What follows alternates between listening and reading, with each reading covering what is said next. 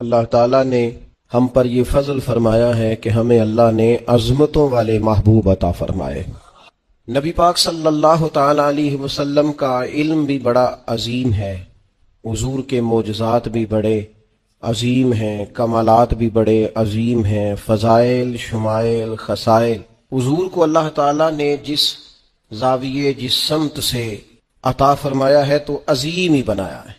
لیکن قرآن مجید میں ارشاد فرمایا کہ وَإِنَّكَ لَعَلَىٰ خُلُقٍ عَظِيمٍ، محبوب بے شک آپ کے اخلاق بھی بڑے ہی عظیم ہیں، آپ عظیم خلق پر ہیں، عظیم اخلاق کے مالک ہیں۔ ایک ہوتی ہے خلق، ایک ہوتا ہے خلق۔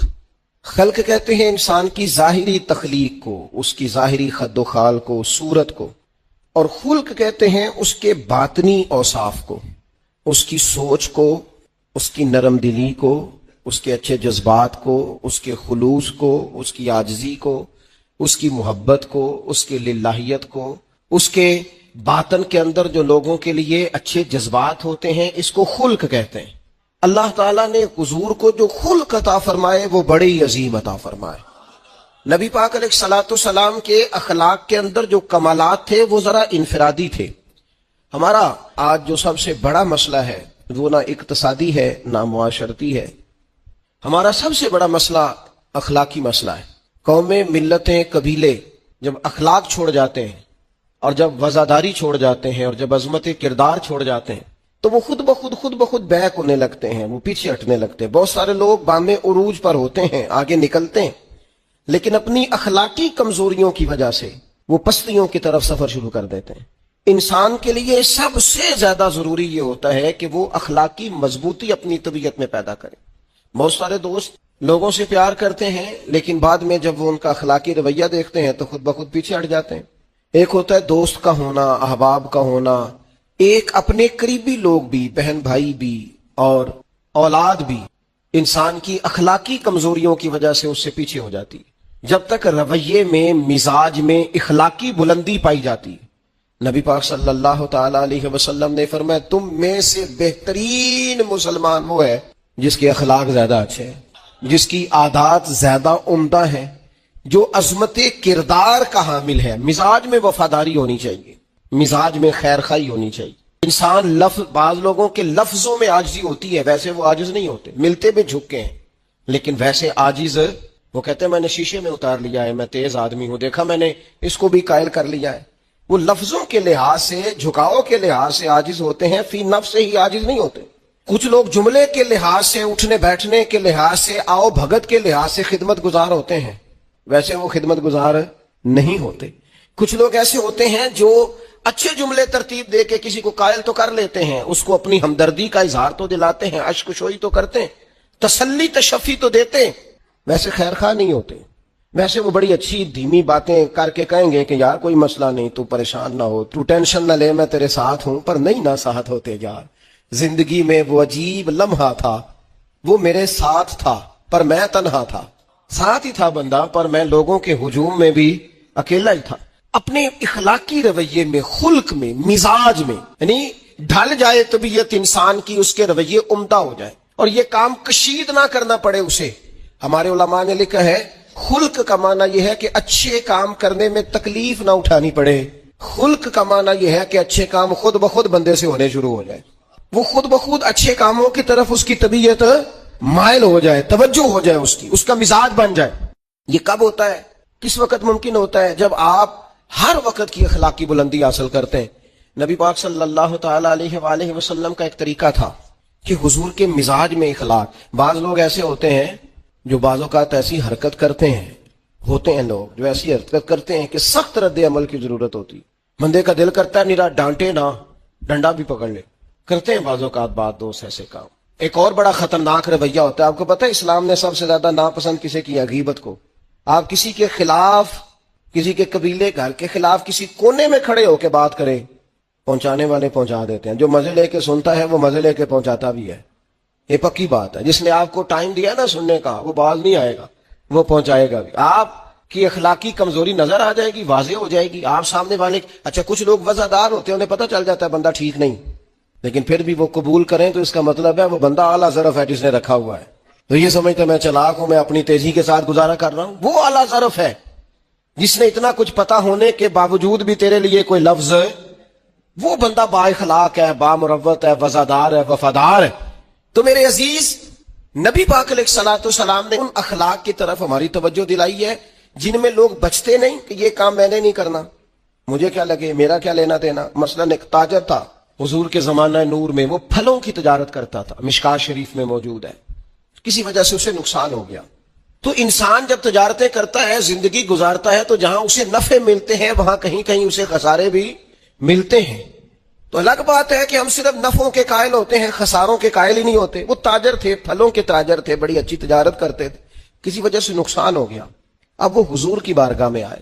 ہمارے ہاں یہ ہوتا ہے کہ لوگ کہتے ہیں میرا کیا لینا دینا، بلکہ اگر کوئی بندہ اس طرح کا مسئلہ حل بھی کرا رہا ہو تو کہنے حضرت صاحب تو اڑا نہیں ہے کام. اس تاجر نے اس بارگاہ میں آ کے کہا جہاں جو آ جاتا ہے ہمیشہ بامراد ہی جایا کرتا ہے. یا رسول اللہ صلی اللہ تعالی علیہ وسلم، میں پریشان ہو گیا ہوں. اور پہلے جب آدمی مالدار ہوتا ہے تو دائیں بائیں رش بھی ہوتا ہے، اور جب اس طرح کے حالات ہو جائیں تو وہ جو بڑے قریبی ہوتے ہیں وہ بھی کئی دفعہ ساتھ چھوڑ جاتے ہیں. ساری عمر ہی آٹا گد ہے تے لکھاں کیتے پیڑے، اب وقت آیا ہی تے محمد بخشا کوئی نہیں ہو بیٹھا نیڑے. لوگ نکل جاتے ہیں، کمزور پڑ گیا بندہ بیچارہ. حضور کی بارگاہ میں عرض گزار ہوا، یا رسول اللہ تکلیف میں ہوں. تاجر تھا، پھلوں کی تجارت کرتا تھا اور مشکات میں موجود. نبی پاک علیہ السلام نے دعا بھی فرمائی، کرم نوازی بھی فرمائی، رحمت بھی فرمائی، عطائیں بھی فرمائی. لیکن حضور نے نا صحابہ سے فرمایا سارے مل کے اپنے بھائی کی مدد کرو. تھوڑے پیسے کسی نے دیے، تھوڑے کسی نے دیے، تھوڑے کسی نے دیے، مل. اور ایسے لوگوں سے جو لوگ بڑے اس کام کے لیے ہر وقت ذہنی طور پر تیار رہتے تھے، ان لوگوں سے کہا اس کے ساتھ چلو. لیکن اس کا قرضہ ابھی بھی جتنا چڑھ گیا تھا اتنے پیسے جمع نہیں ہوئے تھے. اللہ کرے میں آپ کو سمجھاؤں، یہ بھی اخلاقی بلندی والا کام ہے کہ کسی شخص کی کمزوری میں اسے اٹھانا، گرتے ہوئے کو سنبھالنا، پھسلنے والے کو سہارا دینا، بکھرنے والے کو بکھرنے سے بچا لینا، ٹوٹنے والے کو ٹوٹنے سے بچا لینا، پریشان ہو جانے والے کو سمیٹ لینا. اللہ کے پیارے رسول صلی اللہ تعالی علیہ وسلم نے فرمایا اپنے بھائی کی مدد کرو. لوگوں نے مدد کی، لیکن اس حد تک اس کے پاس پیسے نہ ہوئے جتنا اس کا قرضہ تھا. اب حضور نے ان لوگوں کو بلایا جن کے اس نے پیسے دینے تھے، اور پیسے دینے والوں سے کہا کہ اس کے پاس اتنے ہیں، اتنے لے لو، اور چلو تم بھی کچھ نیکی کرو، کچھ لے لو کچھ چھوڑ دو. یہ کون کرا رہا ہے؟ رحمت للعالمین نبی. اور ہمارا جب کوئی بندہ اس طرح الجھ جاتا ہے پھر تو وہ ساڑا لگتا ہی کچھ نہیں نا. اتنے دنوں تک نہ رشتہ داری ہوتی ہے، نہ دوستی ہوتی ہے، نہ تعلق ہے. وہ تیری آنکھ ہو یا سنگ ملامت کی چبھن. کون پہنچا ہے میرے درد کی گہرائی تک؟ دور شہرت میں تو یاروں نے کیا یاد بہت، پر ساتھ آیا نہ کوئی کوچہ رسوائی تک. جب حالات خراب ہوتے ہیں تو سب سے پہلا کام یہ ہوتا ہے میرا تعلق کوئی نہیں، اور جب ٹھیک ہوتے ہیں تو پھر بڑی لمبی رشتہ داری نکلتی ہے. ہو کہتے ہیں وہ بڑی دور کے میرے قریبی تعلقات ہیں، بڑا دور کا رشتہ ہے، میرا بڑا قریبی لین دین ہے. تو بڑی عمدگی سے لوگ بڑی دور شہرت میں تو یاروں نے کیا یاد بہت، پر ساتھ آیا نہ کوئی کوچہ رسوائی تک. جو عرض کرنے جا رہا ہوں اس پر آپ نے زیادہ غور کرنی ہے کہ اگر کوئی آدمی گر رہا ہو تو گرتی دیوار کو دھکا نہیں دینا، اسے سنبھالنا ہے. اس شخص کو وہ یار حالات ہو جاتے ہیں اوپر نیچے، انسان کمزور پڑ جاتے ہیں.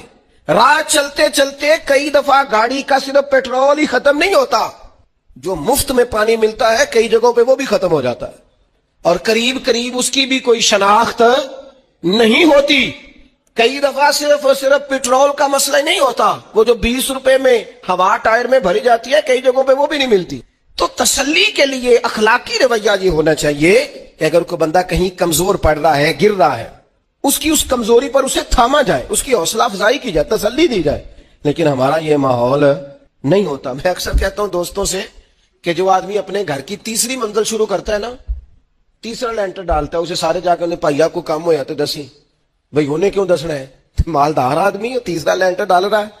لیکن وہ بیچارہ غریب آدمی جو بالے ڈال رہا ہے اور لکڑی کی چھت ڈال رہا ہے، وہ اگر کسی سے جا کے کہتا ہے نا تھوڑی امداد کرا دے میرا کام رک گیا، تو کہتے ہیں آپ نے پہلے بتانا تھا. اب تو نہیں نا، مطلب وہ تو بڑی پرانی بات تھی، وہ تو میں نے بانٹ دیا، رمضان میں بڑا کر دیا، فلانی جگہ بڑا. یہ لہجہ درست کی اخلاقی رویہ نہیں. درد دل اور چیز کا نام ہے، خیر خائی اور چیز کا نام ہے. وہ کسی نے کہا تھا کہ پلا کر گرانا تو سب کو آتا ہے، مزہ تو تب ہے کہ گرتوں کو تھام لے ساکی. کوئی گر رہا ہو اس کا بازو پکڑنا، اس میں مزہ ہے. اس میں لطافت ہے، اس میں حسن ہے۔ اور ایک دوسرا اخلاقی رویہ جس کی بہت زیادہ ضرورت ہے، جو ہمارے زیادہ ساتھ ہوتے ہیں نا، غلطیاں بھی انہوں نے ہی کرنی ہوتی ہیں۔ جو آپ کے ساتھ نہیں، انہیں آپ کو معاف بھی نہیں کرنا پڑتا۔ معاف کسے کرنا پڑتا ہے؟ معاف کسے کرنا پڑتا ہے؟ اپنے خادم کو۔ اگر آپ آفیسر ہیں تو اپنے ملازم کو۔ معاف کسے کرنا پڑتا ہے؟ اپنے بہن بھائیوں کو، رشتہ داروں کو، اہل خانہ کو۔ معاف کسے کرنا پڑتا ہے؟ اپنے شاگردوں کو، ارادت مندوں کو، دوست احباب کو، اپنوں کو معاف کرنا ہوتا ہے۔ کسی کے ساتھ آپ کا کئی دفعہ دوست آ جاتے ہیں، میں عمرے پہ جا رہا ہوں، کوئی غلطی ہوئی تو معاف کر دینا، تو میں کہتا ہوں مجھ سے آپ کیا معافی مانگیں گے؟ آپ ادب سے مل کے چلے جاتے ہیں۔ جن کے ساتھ آپ کا اٹھنا بیٹھنا ہے ان سے معافی مانگیں۔ جو زیادہ قریب رہیں گے غلطیاں بھی تو وہی کریں گے نا، جو روز مانتے ہیں، کسی وقت سستی بھی دکھاتے ہیں۔ تو معاف تو کرنا ہوتا ہے اپنوں کو۔ ایک خاص بات کروں آپ سے، بیٹیوں کو معاف نہیں کرنا پڑتا، معاف بہو کو کرنا پڑتا ہے۔ کر کے تو دیکھو نا یار، ایک معیار ہے بیٹی کے لیے، وہ بیاہ کے کسی جگہ گئی ہے، اس کی شکایت آئی ہے، تو ہمارا جواب یہ ہے کہ ابھی بچی ہے، سیکھتے سیکھتے سیکھ جائے گی۔ یہ جواب بنائیں بہو کے لیے۔ اگر وہ غلطی کرے، اس کی ساس شکایت کرے، اس کا خامن شکایت کرے، تو یہ بہو کے لیے بولیں کہ ابھی بچی ہے، سیکھتے سیکھتے۔ یہ بہو کے لیے بات کریں کہ بچی ہے، سیکھتے سیکھتے۔ یہ بہو کے لیے ضرورت ہے اس کی۔ بیٹی کے لیے تو اس کی ضرورت، بیٹی غلطی کرے تو اس کے وکیل بن جاتے ہیں۔ ساری زندگی ساس سسر اپنی بیٹی کے وکیل رہتے ہیں اور اپنی بہو کے جج بنے رہتے ہیں۔ اس کے لیے فیصلے سناتے ہو، اس کی وکالت کرتے ہو، یہ بیٹی نہیں کسی کی، اس کے جج بن گئے ہو، اس کے حق میں فیصلوں کا اعلان ہے، اس کے لیے وکالتوں کا اعلان ہے۔ چھ ماندارت مسلمان کا یہ اخلاقی رویہ نہیں ہوتا۔ نبی پاک علیہ الصلوۃ والسلام نے ہمیں سبق دیا ہے، جو قریب رہنے والے ہیں انہیں ہی تو معاف کرنا ہے، دوسرے کو تو معاف کرنا ہی نہیں پڑتا۔ اپنوں کو ہی تو معافی کی ضرورت ہوتی ہے، چونکہ اپنوں نے ساتھ رہنا ہے۔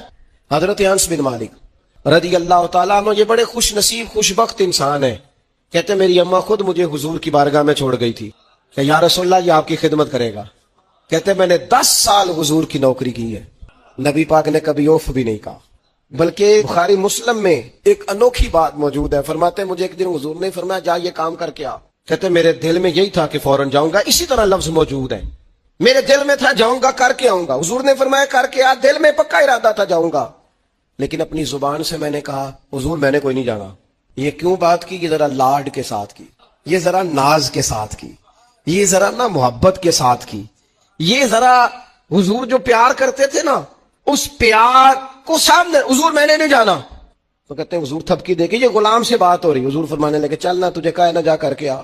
کہتے میں چلا گیا، اسی ارادے سے گیا تھا جاؤں گا، لیکن رستے میں جب میں گیا تو بچے کھیل رہے تھے، میں نے بھی کھیلنا شروع کر دیا۔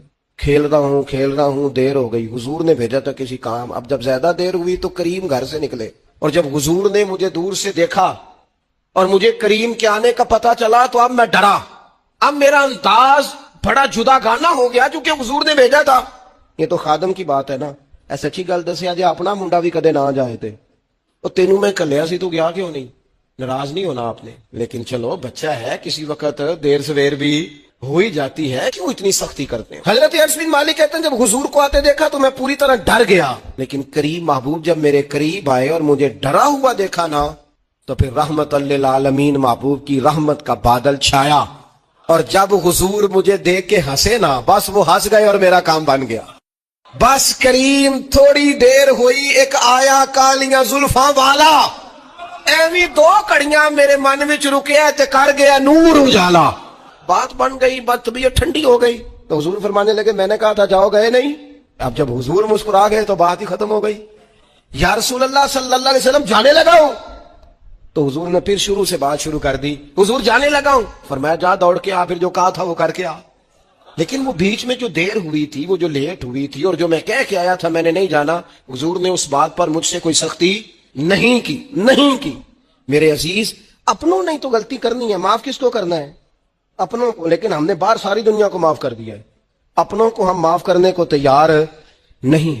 اپنوں کو معاف کرنا ہے، اپنوں سے درگزر۔ اور پھر آپ اگر کوئی دینی تعارف رکھتے ہیں، آپ نمازی ہیں، آپ حاجی صاحب ہیں، آپ بزرگ ہیں، آپ شیخ ہیں، تو پھر تو آپ کے اخلاق میں اور زیادہ وسعت ہونی چاہیے۔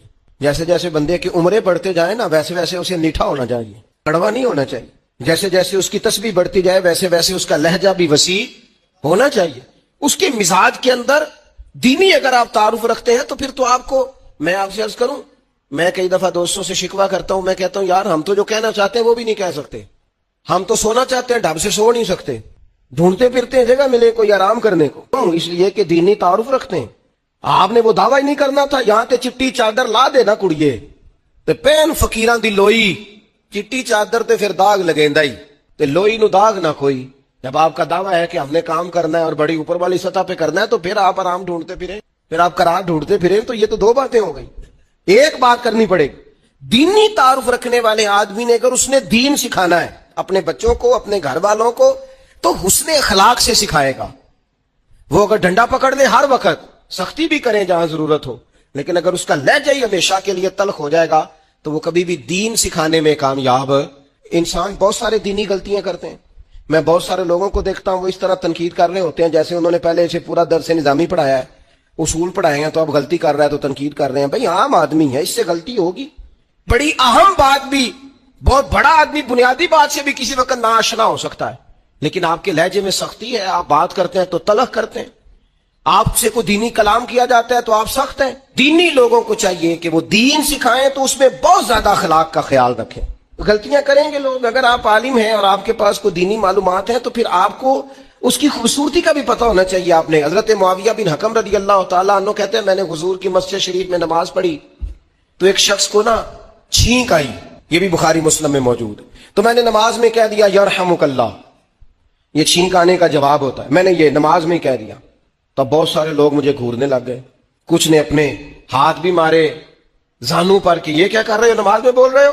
فرماتے ہیں نماز مکمل ہوئی اور یہ لفظ ہے حضرت معاویہ بن حکم رضی اللہ تعالیٰ عنہ کے، فرمانے لگے قسم اللہ کی میں نے حضور سے بہتر سمجھانے والا نہ پہلے کبھی دیکھا ہے نہ بعد میں کبھی دیکھا۔ فرماتے ہیں نہ حضور نے مجھے مارا نہ ڈانٹا، بلکہ جس طرح ایک بچے کو گویا ٹریٹ کیا جاتا ہے، سمجھایا جاتا ہے۔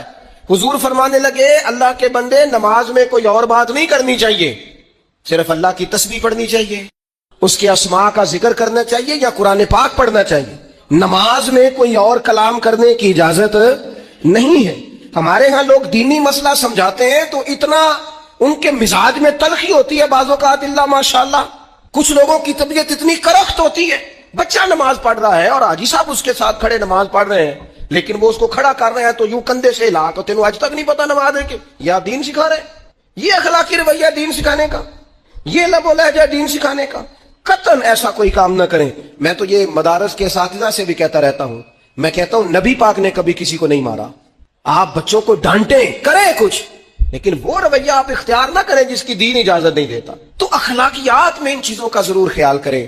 ایک روایت اور عرض کر دوں آپ کو، حضرت جابر بن عبداللہ رضی اللہ تعالیٰ عنہ فرماتے ہیں میرے والد احد میں شہید ہو گئے تھے، میرے ذمہ بہنوں کا بوجھ بھی تھا اور قرضہ بھی تھا۔ اللہ کے محبوب علیہ السلام نے مختلف طریقوں سے مختلف انداز میں میرے اوپر کرم نوازیاں فرمائیں۔ نوازنے کا طریقہ، آپ نہ کسی کو نوازیں بہانے سے۔ میں نے بعض بزرگوں کو دیکھا ہے کسی بچے کو ادارے میں خانقاہ میں کمزور دیکھتے، وہ سریلا بھی نہیں ہے، اسے کہتے چل پتر نعت سنا، وہ نعت سنا رہا ہے تو اسے نذرانہ دے رہے ہیں، چل بیٹے تلاوت سیکھ سنا، چل تقریر سنا، کسی بھی طریقے سے اس کو تسلی ہو رہی، اور اس طرح کا رویہ نہ اپنایا جائے کہ وہ مانگنے والا بن جائے۔ یہ اخلاقی بلندی ہوتی ہے آپ کی کہ آپ کسی شخص کو بہانوں سے نوازیں، اس طرح کا ماحول نہ بنائیں کہ آپ اسے کہیں کہ چونکہ تو کمزور ہے، غریب ہے، فقیر ہے، لہذا تجھے دے رہا ہوں۔ حضرت جابر بن عبداللہ فرماتے ہیں، اور یہ بھی آپ کو مسلم شریف میں ملے گا، فرماتے ہیں کہ جنگ میں حضور کے ساتھ تھا، میرا اونٹ بڑا کمزور ہو گیا، بیمار ہو گیا، چل نہیں رہا تھا، حضور میرے قریب آئے اور پیچھے آ کے فرمانے لگے اسے بھگاتا کیوں نہیں؟ میں نے کہا حضور بیمار ہے کیسے بھگاؤں؟ تو نبی پاک نے نا اونٹ کو ایک درہ لگایا اور گویا پیغمبر اعظم نے حکم دیا، نبی رحمت نے، نبی اکرم نے حکم دیا، فرمایا اونٹ بھاگتا کیوں نہیں؟ وہ جو سب سے پیچھے تھا وہ سب سے آگے نکل گیا۔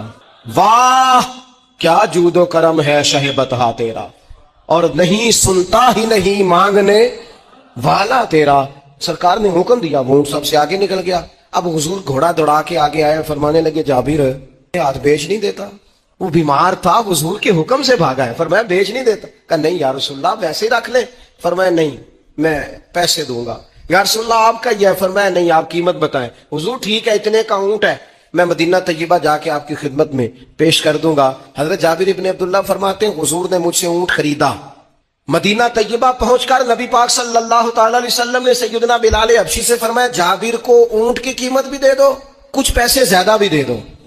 فرماتے ہیں مجھے اونٹ کی قیمت بھی مل گئی، کچھ پیسے زیادہ بھی مل گئے، اور جب میں حضور کی بارگاہ میں حاضر ہوا اونٹ پیش کر کے اور قیمت لے کے جانے لگا تو حضور فرمانے لگے جابر جانا نہیں، قیمت بھی تیری ہے، اونٹ بھی تیرا ہے۔ نبی پاک نے وہ اونٹ بھی تحفے میں مجھے واپس دے دیا۔ یہ اخلاقی رویے کی بلندی کہ کسی شخص کی غربت میں اسے نوازنا، لیکن اس طرح کا نوازنا کہ اسے محسوس نہ ہو کہ مجھے امداد دی جا رہی ہے۔ تو اپنے ان چند ایک اخلاقی رویوں پر ضرور توجہ کریں۔ ایک تو سب سے جس کو آپ دیکھیں کمزور ہو گیا ہے، گر رہا ہے، پریشان ہے، اس کا ضرور خیال کریں۔ لوگ بڑے بڑے تیز دوڑتے ہیں، کسی جگہ پھر گر بھی جاتے ہیں، گرتے ہوئوں کو سنبھالنے کی کوشش کریں۔ دوسری گزارش یہ کی ہے میرے عزیز، جو ہمارے قریبی لوگ ہیں انہیں تو ہم نے معاف کرنا ہے، اپنوں کو ہی تو ضرورت ہوتی ہے کہ درگزر کر کے اپنے ساتھ رکھا جائے، پیار کر کے اپنے قریب کیا جائے۔ اور تیسری گزارش یہ ہے کہ اگر آپ کسی کو دینی پیغام دینا چاہتے ہیں تو نہایت محبت کے ساتھ، نہایت خلوص کے ساتھ دینی مسئلہ آپ کسی کو بھی بتائیں تو اسے چھوٹا بچہ سمجھ کر آپ ڈیل کریں، شدت نہ اختیار کریں دین بتانے میں، وہ لہجہ اختیار نہ کریں جس لہجے میں محسوس ہو کہ آپ خود با اخلاق نہیں ہے تو آپ کسی کو کیا سمجھائیں گے۔ اور چوتھی گزارش یہ کی ہے جب کسی کی مدد کریں اسے رسوا کر کے نہیں، کسی کی پھیلی جھولی دیکھ کر خوش ہو کے نہیں، بلکہ آپ اعزاز بھی اس شخص کو عطا کریں اور رویہ اس طرح کا اختیار کریں جس میں محسوس ہو کہ اس کی عزت نفس مجروح نہیں ہوئی۔ ان چیزوں کو پیش نظر رکھ کے جب اخلاقی بلندی ہم حاصل کریں گے نا، ایک میں اور بات بڑی ضروری آپ کی خدمت میں عرض کروں، جو آدمی بھی اپنے آپ کو بڑا سمجھتا ہے، وہ مالی طور پہ بڑا ہے، علمی طور پر بڑا ہے، عہدے کے طور پہ بڑا ہے، قبیلے کے طور پہ بڑا ہے، خاندان میں بڑا ہے، وہ کسی بھی مقام پر کسی بھی انداز میں بڑا ہے،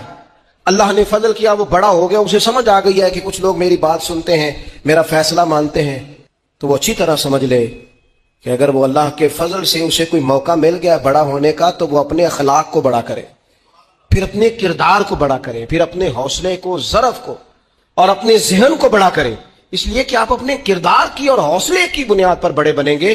صرف یہ کہ دو تین آپ کے نام کے ساتھ القابات لگ جائیں اور چند لوگ آپ کو سلوٹ کرنے لگ جائیں، اس سے نہیں پتا چلے گا کہ آپ بڑے ہیں۔ کردار و عمل سے خوشبو آئے گی تو پتا چلے گا آپ کتنے بڑے ہیں۔ اللہ تعالی ہمیں سمجھنے کی توفیق عطا فرمائے۔ تو میرے عزیز، جب سب سے بڑھ کر وہ دیتا ہے، سب سے زیادہ نوازتا ہے، سب سے زیادہ پیار کرتا ہے، تو پھر وہ فرماتا ہے یا ایھا الذین آمنوا اذکروا اللہ ذکرا کثیرا، اے ایمان والو اپنے رب کا کثرت کے ساتھ ذکر کرو۔ آپ دیکھیں نا، حضور مہینوں مہینوں جا کے غار حرا میں بیٹھتے، کیا وہاں تبلیغ کرتے تھے؟ کوئی کتاب لکھتے تھے؟ رسول کریم علیہ السلام مہینہ مہینہ رہتے غار حرا میں، کوئی نہ مجھے دیکھے، کوئی نہ مجھے ملے۔ حضور یہاں کیا ہے؟ فرمایا میں اپنے رب کی عبادت کروں گا۔ نبی کریم علیہ السلام نے سجدوں کے ساتھ پتھروں اور پہاڑوں کو آباد کر دیا، سجدوں کے ساتھ۔ آپ کا سجدہ آپ کو بہت ساری چیزوں سے چھڑا لیتا ہے، یہ بہت ساری جگہوں سے جھکنے سے بچا لیتا ہے۔ صوفیاء، اولیاء یہ کیا کرتے تھے؟ یہ سجدے کا ذوق ہی تو پیدا کرتے تھے۔ سجدے کا ذوق شاہ عبدالعزیز دباغ رحمۃ اللہ تعالیٰ علیہ اپنے مریدوں سے فرمایا کرتے تھے کہ اگر تم پکے نمازی بن جاؤ نا، تہجد گزار ہو جاؤ، تو میرے پاس آنا جانا چھوڑ دینا۔ اور اس کی حضور کیوں؟ فرمایا میں تمہارے اور رب رسول کے راستے میں رکاوٹ نہیں بننا چاہتا، اور میرا مقصود ہے تمہیں وہاں تک پہنچانا۔ جب پہنچ گئے تو پھر میری ضرورت ختم ہو گئی۔ ہاں کبھی وسوسہ آئے، شک پیدا ہو، تکلیف ہو تو آنا، ورنہ میں نہیں چاہتا کہ میں رکاوٹ بنا رہوں۔ تم اللہ اللہ کرو، اس مالک کو راضی کرو۔ میرے رسول پاک علیہ وسلم نے فرمایا بندہ اللہ کے سب سے قریب اس وقت ہوتا ہے جب وہ سجدے کی حالت میں ہوتا ہے۔ کس کے قریب ہوتا ہے؟ اللہ کے سب سے قریب ہوتا ہے، وہ بڑا نیڑے ہے رب کے، بڑا قریب ہے، اس لیے کہ وہ حالت ہے سجدہ۔ وہ جب سجدے کرتا ہے نا، اس کی بارگاہ میں جب جھک جاتا ہے، آپ ذرا سجدے کی کیفیت دیکھیں نا، زبان بھی یہاں ہے، آنکھ بھی یہاں ہے، کان بھی، عقل بھی ساری، اس نے سارا کچھ رکھ دیا سجدے۔ آپ وہ کبھی پیچھے جائیں تو دیہاتوں میں کہا جاتا تھا ناک سے لکیریں نکالو، بہت بڑی سزا ہوتی تھی نا، ناک سے لکیریں نکالو، بڑی سزا ہوتی تھی۔ تو اس نے کہا مالک مجھے کسی نے کہا نہیں، پر دیکھنا میں نے رکھ دی ساری عقل سجدے میں، اور رکھ کے کہا کیا سبحان ربی یا اللہ، اللہ میں پست ہوں تو اعلیٰ، اللہ تو میرا رب ہے اور تو سب سے اعلیٰ اتنا۔ اور فرمایا جب یہ اس کیفیت میں ہوتا ہے تو پھر یہ اپنے رب کے قریب ہوتا ہے۔ کثرت عبادت، نوافل، جو نبی پاک صلی اللہ تعالیٰ علیہ وسلم نے پہلا کلمہ شریف کے بارے میں فرمایا کہ یہ سب سے افضل کلمہ، اور سب سے افضل دعا کے بارے میں فرمایا کہ الحمدللہ کہنا سب سے افضل دعا ہے۔ تو یہ اذکار کے جو فضائل حضور نے بیان کیے، تو کیا معاذ اللہ ہم ان کو ضائع کریں گے؟ ان باتوں یہ ایک عام آدمی کی بات تو ضائع کی نہیں جا سکتی، تو رسول کریم صلی اللہ علیہ وسلم کی بات کو کیا ضائع کیا جائے گا؟ ہمارے ہاں عمرے کی قرآن اندازی محفلوں پہ ہونے لگ گئی ہے، حالانکہ حدیث سے ثابت نہیں۔ میں دوستوں سے کہتا ہوں جائز ہے، کرنی چاہیے، عمرے کی قرآن دازی جائز ہے، پر کسی حدیث میں نہیں آئی کہ قرآن دازی کرو عمرہ کرو۔ حدیث میں قرآن دازی یہ آئی ہے کہ نبی پاک علیہ السلام نے فرمایا تمہیں پتہ چل جائے نا پہلی صف کا ثواب کتنا ہے، تم قرآن دازی کرو۔ عمرے کی قرآن دازی کا تو پوسٹر چھپتا ہے، تو یہ والی قرآن دازی کا بولیے ہونی چاہیے کہ نہیں؟ حضور نے فرمایا تمہیں پتہ چلے کہ اس کا ثواب کتنا ہے تو تم قرآن دازی کرو، تم قرآن ڈالو۔ جب آپ نماز پڑھ رہے ہوتے ہیں، جب آپ کا مصلی آباد ہوتا ہے، صلاح الدین ایوبی ایک بزرگ سے ملاقات ہو گئی، بیت المقدس پر قبضہ تھا عیسائیوں کا، تو صلاح الدین بڑے پریشان تھے۔ بابا جی کہنے لگے پتر کیا ہوا؟ کہنے لگے حضور پتہ چلا ہے دشمن کے 2 بحری بیڑے اسلحہ لے کے آ گئے، مسلمان پہلے ہی کمزور ہیں، اور اب اگر 2 بحری بیڑے اور آ گئے تو حضور مسئلہ بن جائے گا۔ تو میں پریشان ہوں کہ کس طرح یہ کم مسئلے والی ہماری فوج ہے کیسے مقابلہ کرے گی؟ تو بابا جی کہنے لگے پتر اس طرح کرنا، آج رات تو بھی دعا کرنا اور میں بھی کروں گا، تو بھی دعا کرنا، آپ ناراض نہ ہونا، ہم تو پیروں والے، ہم تو پیروں کے نوکر غلام ہیں، ہمارا تو گزارا ہی نہیں، ہمیں تو ملتا ہے سارا کچھ وہاں سے۔ پھر میرا سوال یہ ہے کہ تعویذ لینے جاتے ہو نفل کیوں نہیں پڑھتے؟ رات اللہ اللہ کیوں نہیں کرتے؟ یہ بھی تو ہمارے بزرگوں کا ہی طریقہ ہے، انہوں نے تو ہمیں سکھایا ہے۔ صلاح الدین ایوبی سے بزرگوں نے کہا کہ رات آج نا اللہ اللہ کرنا، تو میں تیرے لیے دعا کروں گا، تو بھی دعا کرنا۔ تو بندہ جب دکھی ہوتا ہے تو سجدہ کرتا ہے، تو پھر ہی تو مصلی بھیگ جاتا ہے، پھر ہی تو مزہ آتا ہے۔ سکھی بندہ تو کعبے جا کے نہیں روتا، دکھی تھے، تکلیف تھی، تو سر رکھا سجدے میں تو تڑپ گئے۔ اور وہ بابا جی کہتے ہیں میں مسجد آیا تو صلاح الدین چیخیں مار کے رو رہا تھا اور کہہ رہا تھا مالک میں کوئی اپنی شان کے لیے تو نہیں نہ لڑ رہا، اللہ کو میں کوئی قبضوں کے لیے تو نہیں لڑ رہا، مالک تیرے لیے لڑ رہا ہوں، مجھے بے آبرو نہ کرنا، میری مدد فرمانا۔ کہتے ہیں میں آیا تھا کہ مسجد میں دعا کروں گا، پر صلاح الدین ایوبی کو روتے دیکھا تو میں لوٹ گیا۔ تو سویرے صلاح الدین ملے تو بڑے خوش تھے، میں نے کہا پتر کیا ہوا؟ کہنے لگے حضور وہ بحری بیڑے 2 آ رہے تھے نا اسلحہ لے کے، دونوں ڈوب گئے، پانی میں ڈوب گئے۔ تو بابا جی کہنے لگے صلاح الدین وہ پانی میں نہیں ڈوبے، وہ تیرے آنسوؤں میں ڈوب گئے، وہ غرق ہو گئے، وہ جو تو نے مصلی بات کیا تو وہ تیرے آنسوؤں میں ڈوب گئے، وہ غرق ہو گئے، وہ تباہ اتنے قیمتی تھے تیرے آنسو کے بہا لے گئے دشمن کے بحری بیڑوں کو۔ میرے بھائی ٹھیک ہو گیا، میرے عزیز سمجھ لیں اس بات کو ہمیشہ کے لیے، اور اس پر غور کرنے اچھے طریقے سے کہ میرے رسول کریم سید عالم صلی اللہ علیہ وسلم نے نا ہماری توجہ دلائی، حضور نے ہمیں بتلایا، ہمارا ذوق بڑھایا عبادت کی طرف۔ ایک صحابی تھے حضرت ابو فاطمہ رضی اللہ تعالیٰ عنہ، یہ ترمذی شریف کی حدیث ہے۔ نبی پاک علیہ السلام نے فرمایا ابو فاطمہ قیامت کے دن مجھ سے جلدی ملنا چاہتے ہو کہ دیر کے ساتھ؟ تو کہنے لگے حضور کون ہوگا جو دیر سے ملنا چاہے، ہم نے تو جان دے دی وعدہ دیدار پر۔ اعلیٰ حضرت فرماتے ہیں جان دے دی وعدہ اور نقد اپنا دام ہو ہی جائے گا۔ مجھے لگتا ہے کہ یہ سودا نقد و نقد ہو جانا ہے، کیونکہ ہم نے جان دے دی وعدہ دیدار پر۔ آپ نے وعدہ کیا تھا کہ مریں گے تو پھر زیارت ہوگی، تو مر گئے ہم زیارت کی خاطر۔ جان دے دی وعدہ دیدار پر، تو نقد اپنا دام ہو ہی جائے گا۔ اے رضا ہر کام کا ایک وقت ہے، دل کو بھی آرام ہو ہی جائے گا۔ تو حضرت ابو فاطمہ رضی اللہ تعالیٰ عنہ سے نبی پاک صلی اللہ علیہ وسلم نے فرمایا جلدی ملنا چاہتے ہو کہ دیر سے؟ اس کی حضور فٹافٹ ملنا ہے، میں نے قیامت کے دن آپ سے جلدی ملنا ہے۔ تو نبی پاک علیہ السلام نے فرمایا پھر اس طرح کرنا، دنیا میں رہ کے سجدے زیادہ کرنا، پھر سجدے زیادہ کرنا، قیامت میں ملاقات جلدی ہو جائے گی، قرب ملے گا تمہیں۔ اپنے بچوں کے اندر دیکھیں نا، ہم شوق پیدا کرتے ہیں، ہمیں صحیح لفظ نہیں بولنے آتے پر ہم بچوں میں شوق پیدا کرتے ہیں کہ پتر ڈاکٹر بن جائے گا تو بڑا نفع کرے گا، تو لوگوں کی خدمت کرے گا، ملک و ملت کی خدمت کرے گا، تیرے ابا کا نام روشن ہوگا، تیرے دادا کی تعریفیں ہوں گی۔ ہم یہ ذوق پیدا کرتے ہیں، ہم اپنے نوجوانوں کے اندر یہ فکر پیدا کرتے ہیں، انہیں ہم سمجھاتے ہیں کہ میاں جب تم پڑھو گے، محنت کرو گے تو فلاں آدمی کی طرح تمہارا نام ہوگا۔ یہ جتنا ذوق ہم بچوں کے اندر ان چیزوں کا پیدا کرتے ہیں، ہمیں حکم ہے کسی طرح ہم ذوق پیدا کریں کہ پتر نماز پڑھے گا تو اللہ راضی ہو جائے، تو سجدہ کرے گا۔ دیکھیں نا میرے رسول کریم علیہ السلام نے فرمایا 7 سال کے بچے کو مسجد لے کے جاؤ، یعنی اسے شوق دلاؤ، اس کے اندر یہ خاصیت پیدا کرو کہ اس کا دل کرے مسجد میں جانے، اس کے اندر یہ خصوصیات لاؤ کہ وہ ہمارے ہاں نا ہر چیز کو پروموٹ کیا جا رہا ہے، ہر چیز کو، یعنی سر سنگیت سکھانے کے لیے اکیڈمیاں بن گئی، ہر شے پروموٹ ہو رہی ہے، عبادت کا جذبہ کم ہوتا جا رہا ہے، اللہ اللہ کا ذوق ہمارے اندر نہیں رہا۔ اور اتنا مشکل ہم نے اپنے لیے بنا لیا ہے کہ وہ بندہ جو بڑی زبردست مذہبی گفتگو کر رہا اور تگڑی بات کر رہا، تو کیا بات ہے، لیکن نماز کے بارے میں کمزوری دکھایا جاتا ہے، نوافل کے بارے میں وہ چپکے سے نکل جاتا ہے۔ امام احمد بن حنبل رحمۃ اللہ تعالی علیہ، مسند امام احمد بن حنبل 14 جلدوں میں ہے مارکیٹ میں، اور مجھے تو خیر پسند ہی پڑی ہے، ہم نے کئی دفعہ پڑھی ہے، اور کیا بات ہے امام احمد بن حنبل کی، کیسے تگڑے قسم کے محدث تھے اور اللہ نے کتنا انہیں اعزاز عطا فرمایا ہوا ہے. یہ کوڑے بھی کھاتے تھے دین کی خاطر، سارا کرتا لہو سے بھر بھی جایا کرتا. بڑا اعزاز والا شخص تھے، بڑے اعزاز والے. حدیثیں جمع کرنا، حدیثیں لکھنا، حدیث پڑھانا، سارا دن رہتے تھے. کہہ سکتے تھے کہ میں کر تو رہا ہوں کام، اور حدیث بھی موجود ہے کہ عالم عابد سے افضل ہوتا ہے، پر اس کے باوجود امام احمد بن حنبل رحمۃ اللہ علیہ 300 نفل فرض نمازوں کے علاوہ پڑھا کرتے تھے. 300 نوافل روز پڑھا کرتے تھے. ان کے بیٹے نے کہا ابا جی مکان خریدنا ہے تو کوئی جگہ کہاں کر کے لوں، بہت ساری آبادیاں. تو فرمایا پتر وہاں لینا جہاں مسجد قریب ہو. میرے رسول کریم سید عالم صلی اللہ علیہ وسلم اتنا پسند کرتے مسجد کو، اتنا پسند کرتے نماز کو، کہ رسول کریم صلی اللہ علیہ وسلم تہجد کی نماز بھی پڑھتے، پھر حضور فجر کی نماز بھی پڑھتے. نبی پاک وتر کو الگ کر کے پڑھتے، عشاء کے ساتھ نہیں پڑھتے. یہ تو ہم اس لیے اجازت دی ہمارے بزرگوں نے کہ بعد میں اٹھے گا کون علیحدہ وتر پڑھنے کے لیے. عشاء کے ساتھ پڑھ لیں. وتر پڑھتے، تہجد پڑھتے، فجر پڑھتے، اشراق پڑھتے، چاشت پڑھتے، مغرب کی نماز کے بعد 6 رکعت اوابین پڑھتے، پھر رات کو صلاۃ اللیل پڑھتے. سیدہ عائشہ صدیقہ کہتی ہیں زمانہ سو جاتا اور میرے رسول مصلی بچھا کے کھڑے ہو جاتے. اور یار کھیتی باڑی کر کے نہیں، محنت مزدوری کر کے نہیں. جناب عائشہ کہتی ہیں میں یہ بھی دیکھتی کہ حضور ایک آیت شروع کرتے تو ساری رات اسی کو پڑھتے، اور میری نظر جاتی تو قدم مبارک پہ بھرم آ جاتا. یار نماز پڑھ کے اتنی مشقت کر کے، اتنی جد و جہد کر کے ورم آ گیا. یا رسول اللہ اتنی محنت کیوں کرتے ہو؟ فرمایا فلا اکون عبدا شکورا، کیا میں اپنے رب کا شکر گزار بندہ نہ بنوں؟ صحابہ کا ذوق عبادتوں کا، ریاضتوں کا، تلاوتوں کا، طبیعت ہے ان کی. وہ ایک دوسرے کو، حضرت مولا علی شیر خدا کرم اللہ تعالیٰ وجہہ الکریم کے زمانے میں روم کے بادشاہ نے کہا یار یہ مسلمانوں کا پتہ تو کرو، یہ آخر کیوں اتنے زیادہ مجاہد ہیں. اس زمانے میں جاسوس بھیجنے کا مزاج تھا. اب تو جاسوس پکڑا جاتا ہے، اب تو جاسوس ہے، اور جاسوسی کا شوق ویسے آج بھی ہے. عرض کروں تھوڑی سی بات اس عنوان سے. پتہ کیا ہمارا مسئلہ ہے؟ ہم جہاں جاتے ہیں نا وہاں تھوڑی خوشبو سونگنے کی کوشش کرتے ہیں.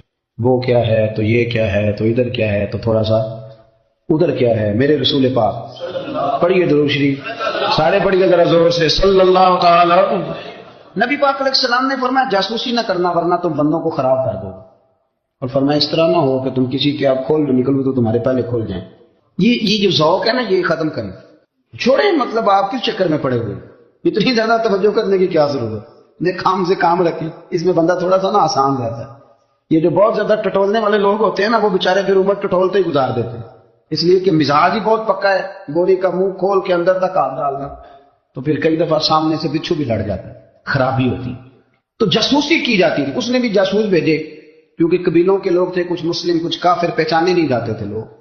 تو کچھ لوگ اس نے بھیجے، انہوں نے آ کے نا تحقیق کی، ریسرچ کری کہ آخر ماجرا کیا ہے. تو واپس جا کے انہوں نے رپورٹ دی نا روم کے بادشاہ کو. اس رپورٹ کا ایک جملہ بڑا شاندار ہے. وہ کہنے لگا بادشاہ ہمیں مسلمانوں کی کوئی سمجھ نہیں آئی، ہمیں کوئی سمجھ نہیں آئی. انہوں نے کہا کیوں نہیں سمجھ آئی؟ کہنے لگے یار عجیب بندے ہیں، جب رات مصلی پہ بیٹھتے ہیں تو یوں لگتا ہے ان کا دنیا سے رشتہ ہی کوئی نہیں، کوئی کسی کو نہیں جانتا. کوئی اپنے دکھ سنا کے رو رہا ہے اور اپنی بات کر کے رو رہا ہے، لگتا ہے کہ ان کا کوئی رشتہ ہے ہی نہیں جب مصلی پہ بیٹھتے ہیں. اور فرمایا جب سویرے یہ جہاد کرنے نکلتے ہیں تو لگتا ہے ان سے زیادہ دلیر ہی کوئی نہیں.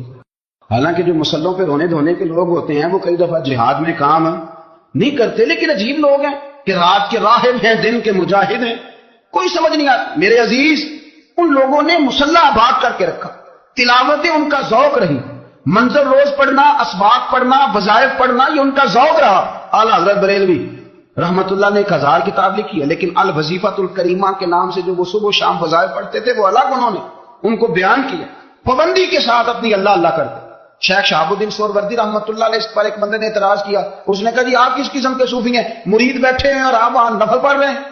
یہ بڑا مسئلہ ہوتا ہے نا. جو بندہ ملنے آتا ہے وہ اپنے ٹائم کے حساب سے آتا ہے، اور اس کا یہ بھی خیال ہوتا ہے کہ پیر صاحب جو ہیں وہ چونکہ درویش ہیں تو نہ انہیں روٹی کھانی چاہیے نہ سونا چاہیے، چونکہ وہ درویش ہیں، اور ہم چونکہ درویشوں کے ماننے والے ہیں لہذا ہمارا یہ طریقہ ہونا چاہیے کہ جیسے ہم کہیں درویش ویسے ہی کر جائے. حالانکہ اس کو آپ درویش کہیں گے، آپ اس کی مانیں گے، آپ منوائیں گے نہیں، ہمارا مزاج ہوتا ہے. شیخ شہاب الدین پر لوگوں نے اعتراض کی، حضور لوگ ملنے آئے ہیں، زیارت کرنے آئے ہیں، یہ بندے دعا کرانے آئے ہیں، اللہ اللہ کرانے آئے اور آپ نفل پڑھ رہے ہیں. کیا جملہ ہے، کیا حسن ہے، کیا خوبصورتی ہے. فرمانے لگے رب رسول سے مانگنے کے لیے مصلی بچھایا ہے، اگر وہاں سے مانگوں گا نہیں تو تمہیں دوں گا کیا؟ پہلے مجھے کچھ لے تو لینے دو، اگر میرے پلے کچھ ہے ہوگی تو آگے دوں گا نا. تو میں مانگنے گیا تھا کہ یا اللہ دے تیرے بندے لینے آئے دے، تو میں کچھ لوں گا تو آگے دوں گا نا. لیکن ہمارا یہ سٹیٹس، یہ مزاج، یہ شعور نہیں ہے، گپیں، کہانیاں، داستانیں، گفتگو، خطابت، باز، کیا بات. لیکن اگر کچھ کرنے کا کام ہو تو وہ نہیں ہم سے ہوتا. میرے نبی کریم علیہ الصلوۃ والسلام نے مصلی سے دل لگانے کا درس دیا. حضور نے توجہ دلائی. صحابہ اس ذوق کے حامل لوگ تھے، وہ کوشش کرتے تھے. جناب صدیق اکبر رضی اللہ تعالیٰ عنہ کا عبادت کا مزاج ہمیشہ قائم رہا. حضرت عمر فاروق ساری رات اللہ کے حضور کھڑے رہے. حضرت عثمان غنی رضی اللہ تعالیٰ عنہ عشاء کی نماز پڑھ کے 2 رکعتوں کی نیت باندھتے تھے. 15 سپارے پہلی رکعت میں پڑھ دیتے اور 15 سپارے قرآن مجید کے دوسری رکعت میں پڑھ دیتے. آپ نے نا حضرت عمر فاروق کے وصال کے بعد ان کی ایک بیوہ سے نکاح کیا.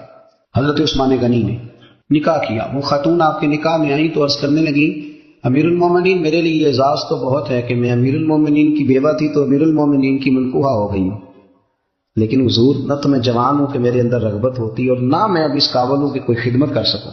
میرے ساتھ نکاح کی وجہ کیا بنی؟ تو عثمان غنی رو پڑے. فرمانے لگے میں نے عمر فاروق کو مسجد میں اپنے رب سے ڈرتے ہوئے دیکھا، میں نے اسے روتے ہوئے دیکھا ہے، عدل کرتے دیکھا ہے، انصاف کرتے دیکھا ہے، امت کی خیر خواہی کرتے دیکھا.